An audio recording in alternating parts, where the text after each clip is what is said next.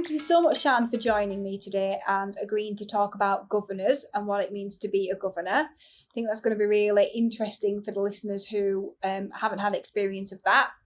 I thought it would be really helpful, because they don't know who you are, if you could just give us a background of your journey into teaching and then what led to the decision for you to leave. So when I started sixth form, I was doing maths and further maths A level. I didn't really know where I wanted to go with that. I knew I didn't want to do maths at university, but I did enjoy it as a subject. I had a really inspirational head of sixth form who kind of helped me figure out what it was that I wanted to do. I really wanted to help others in the way that he helped me, and so teaching seemed like a natural fit there. So I went on to do a 4-year degree in education and came out with QTS. And then I got appointed as a year 4 class teacher. I passed my NQT year and continued for an additional 2 terms. But at that point, I was working 50 hours in school every week at least, and still taking work home on a weekend and evenings. And I just didn't seem to have a life. And being only 5 terms into my career, I knew that that wasn't something that I wanted to continue doing. It was unsustainable. I wouldn't have been able to carry on. So I took a leap of faith. I handed my notice in and left just after Easter. And I didn't have a job to go to, so that was huge. I'd just taken out a mortgage, but I knew that I didn't want to stay in teaching. And I was very, very lucky that I found a job that I absolutely love, and I've been there for 3 years ever since. Which job is that? At Classroom Secrets, oh, with you. Excellent. And we're very lucky to have you. Thank you. We really are. So why did you become a governor? So after leaving education, or leaving teaching, should I say, I did miss being in school and being involved with the children. And so one of my friends at the time was a governor in a local school, and she just kind of said to me, why don't you just come along and meet the head teacher and see what it's about? It might be a way to keep your hand in and to stay up to date with education. So I went along and met the head teacher. She's a really inspirational woman. If I'd have been working for her, I might not have left teaching. She's definitely looks after her staff members. And I just felt like my values aligned with hers and with the schools, and so I agreed to become a governor. Shortly after, our mutual friend left governance, and I actually had to step in and take on the role as chair. Wow. I was just going to ask you, what your role is. So as chair, how much time does that actually take up of your free time? There is a commitment there. I do have to make sure that I'm up to date in what I need to be for governance, so statutory information and things like that. But actually, I'm very lucky. I'm a governor at an academy, a local academy, who is part of a multi-academy trust. And so that actually means that I don't have as much responsibility as a local authority school would have. I don't sort of sit on the governing body. I sit on something called a local governing body, and I chair those meetings. And so we don't oversee things like the budget and the staffing and the curriculum. We just kind of make sure that SLT are held to account, and that the vision of the multi-academy trust is seen throughout the school. So I think you've touched on this a little bit already, but as a governor of a multi-academy trust, how much impact do you have on the strategic decision making? What kind of involvement do you have on that? So the strategic decisions sit with the board of trustees at the multi-academy trust, and there'll be certain decisions that we can make through the scheme of delegation. So in a MAT, the local governing body can be given some responsibilities, but that is decided by the trust board. So they're the ones who make the strategic decisions, and we're almost like a subcommittee, so we just ensure that that's happening, and we check in with the school on a regular basis and make sure that those decisions that have been made are put in place. We make sure that policies are followed, and that procedures and systems in the school work. So obviously I know you quite well. We know each other very well. And I haven't asked you this question before. I'm just going to throw it in now. So can you see yourself being, one of the trustees one day, because you're very career driven? woman? Yeah, I am career driven. I wouldn't say no to a position like that, because I think being a part of something that big that shapes so many children's lives would just be such an amazing thing to do. It has crossed my mind, but because I've left teaching, I have to think about how I would end up getting to that position. I don't know how accessible that is for me right now, but maybe as I go forward and I continue within education, that could be something that I look into. Thank you. So obviously you do have an educational background, and a lot of people who are governors don't.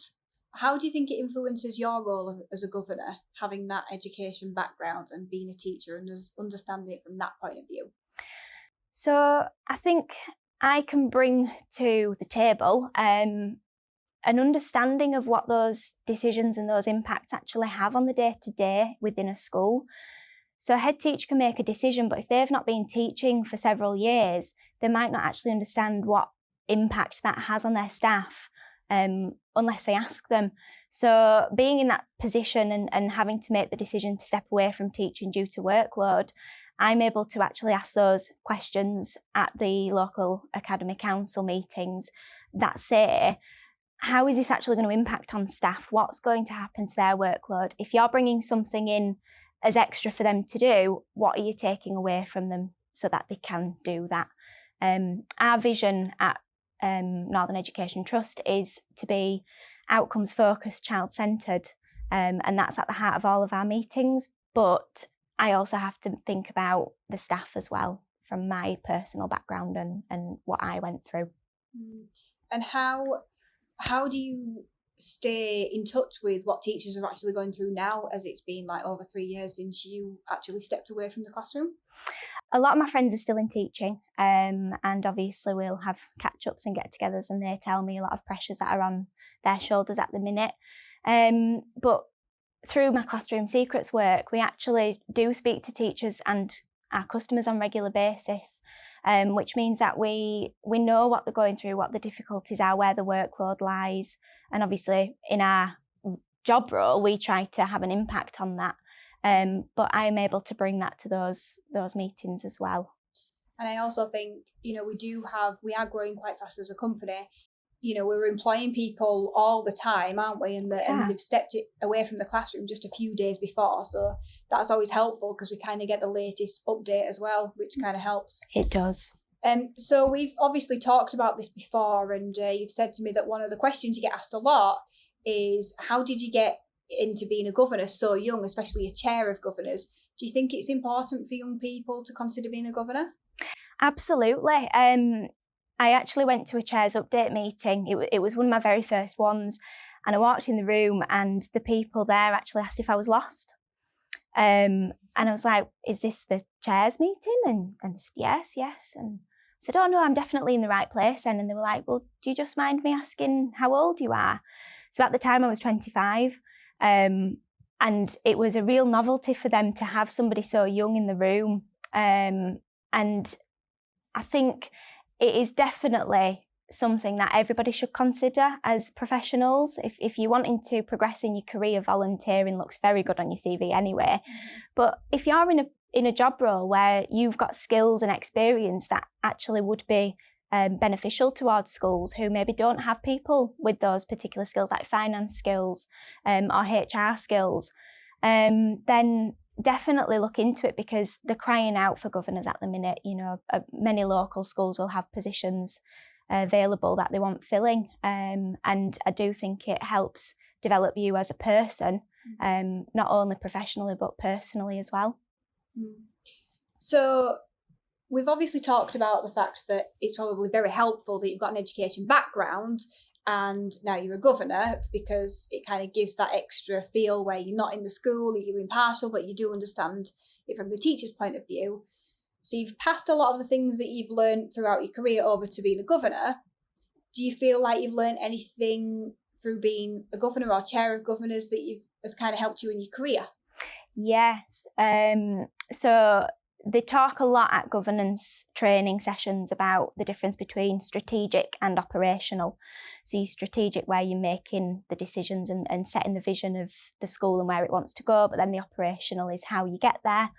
And that's something that has really benefited me in my current job role. As we've grown bigger, I've gone from being a proofreader to proofreading manager to a senior manager within the company.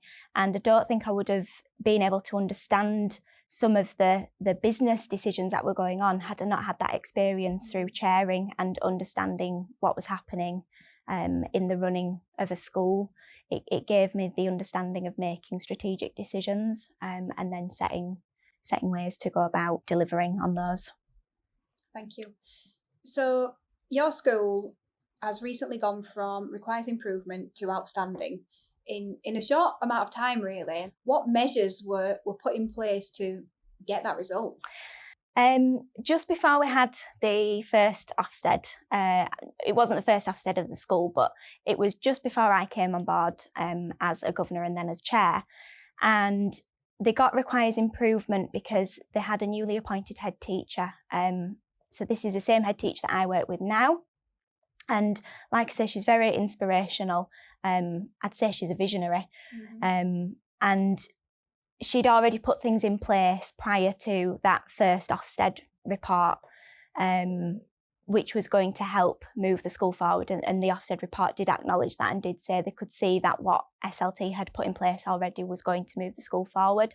So do you think that actually it requires improvement was actually a really good thing and it could have been worse? Yes, definitely. And I think had they come a few months later, we might not have even been requires improvement. There's potential there to have been good.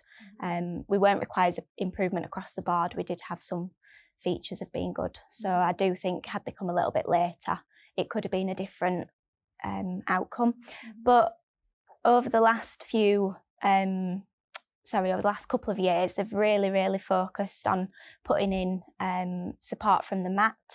They have directors of learning who come down and visit and support. They take good ideas from all the various schools and share them. And it just becomes good practice. And I actually I meet with the CEO every couple of months. We have a chairs meeting where we kind of get an update on what the strategic decisions are and where it is that the MATs are wanting to go, because we absolutely work together as a MAT. We're not an individual school. And that's recognised when you go and visit the other schools. You kind of walk in and you think, oh, I recognise that. Oh, that's at the school that I govern at as well. And I was speaking to Rob, the CEO, the other day, and he actually said what they try to put in place is systems and procedures that even if a head teacher moves on, or even if a year 4 teacher moves on, or support assistant moves on, those systems and procedures are so rigorous and so thorough that whoever steps into them should be able to continue working at that level. And I thought that was really, really good, because what you don't want to do is have a head teacher get a school to outstanding and move on either across to a different academy or a different school, or within the actual multi-academy trust. You don't want them to step up and then for that school to suddenly no longer be outstanding. Yeah, and drop. And it's just business thinking, isn't it, as well? It is. You know, we know that from what we're going through now as a company, that it's just business thinking, and it does work in business, and it's trying to get that across into school. Definitely. So you've obviously mentioned about the fact that you're a governor in an academy, and you have touched on local authority. So what are the differences between being a governor in a local authority and an academy? The main difference is down to the strategic decisions. In a local authority school, you would be expected to make those decisions as governors. And a part of me is glad that I'm in an academy, because I don't feel like at my age and with my experience, I would be able to make those decisions. However, I'm learning how to do that. So in the future, I might move across, and I don't know. But yeah, I think that's the main difference. So would you ever go back into teaching? I'm not sure. I think the fact that I found a job that I absolutely love makes that a really difficult decision to say, and also the fact that you're my boss. But no, I think say what you think. Yeah, and I think even if you weren't my boss, I would say I absolutely love the job that I do, and I don't know whether I would. Things would have to change significantly for me to go back.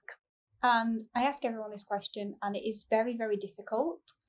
But if you could wave a magic wand, how would you solve the life-work balance problem for all teachers? I think I would look at making sure that schools and governors and everybody involved in education understands the role of Ofsted and how you don't have to have 5 pieces of work in an English book every single week to show that you've done 5 English lessons across the week, and just looking at ways to reduce workload that actually aren't needed in order to evidence a child's progress, because you hear stories of people staying up till midnight because they're cutting out pictures and sticking in a child's book to show that on Monday in their maths lesson they did do work, it was just an investigation and here's a picture to prove it. Yeah, absolutely. I have a lot of thoughts on this, but I'm not going to share them right now.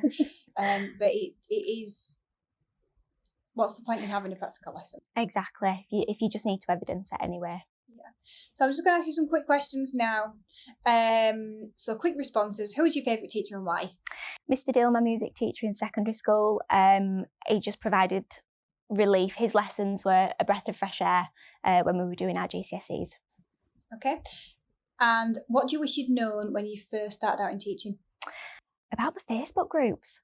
It was on my induction with you guys and you were like, right, you need to join these Facebook groups. And I thought, where has this been? How did I not know that this support was out there? Yeah, and do you know what? They really are supportive in those Facebook groups. Definitely, well. and they share some brilliant ideas. Yeah, and there's millions of them.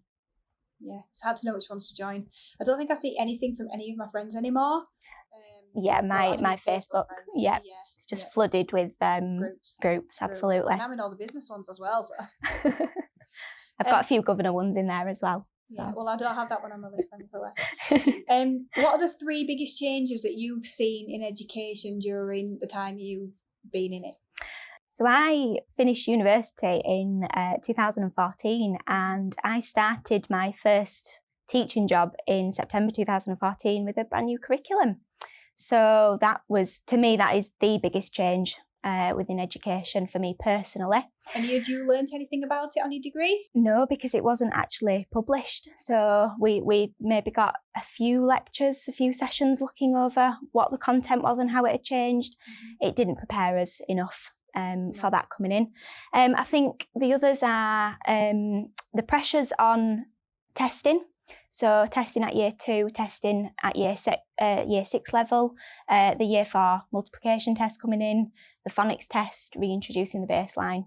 There's just going to be testing in every year group if they continue.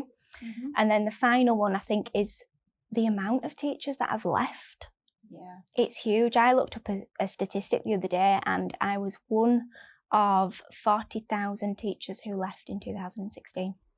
40,000? It's massive. That is a lot. Where do you think education needs to go in the next 10 years? They always say that we're teaching children for jobs of tomorrow. We don't know what those jobs are. And just the way that technology is being advanced over the last 20 years is phenomenal. So I think definitely technology-based learning, the computing curriculum that's coming and that kind of thing is going to be really beneficial. So I think definitely developing on that. Okay. Who is your inspiration within education? Matt Butcher, Fit to Teach. You're the only one to say that. I'm not surprised. Yeah. His app came out just after I left teaching, and I think that will be changing lives, changing teachers' lives massively. Yeah. Shout out to Matt Butcher. Big shout out to Matt Butcher. Yeah. I've messaged him a few times. Yeah. I don't know if he'll know who I am though. He'll be here. He will. I look forward to listening to that one. Yeah. And last one then. What did you want to be when you grew up? So this is a story now. I achieved this when I was 17 years old. I always wanted to be a checkout lady on a supermarket. I loved playing shops as a child, and that was definitely my goal. I achieved it when I was 17. So when you were getting to around 15, did you still want to do that? Probably not quite as passionately as when I was about 5. But I'm really glad I did it because I saw something through from, it growing. Having that dream. Yeah, from having a dream when I was young, growing up and seeing it through and doing it. And I knew at that point that whatever I set my mind to, I'd be able to achieve. And you were into maths as well. So Yeah. were you disappointed when you found out that actually you couldn't add it all up? I wasn't allowed to add it up, and it was just beeping, and it flashed up on a screen, and yeah. And was it everything Bit you thought it would be? disappointing. Yeah, it was. I really enjoyed it at the time, but after a couple of years, I kind of thought, yeah, I'm outgrowing this now. And that was when I met my inspirational head of sixth form, and he sort of said, why don't you think about teaching? Good. And that's how I'm here today. Well, I'm very glad that you went through teaching and that you're now with us at Classroom Secrets, because you're invaluable to the team. Thank you. And thank you so much for talking to us about governance. Thank you very much. Thank you for having me.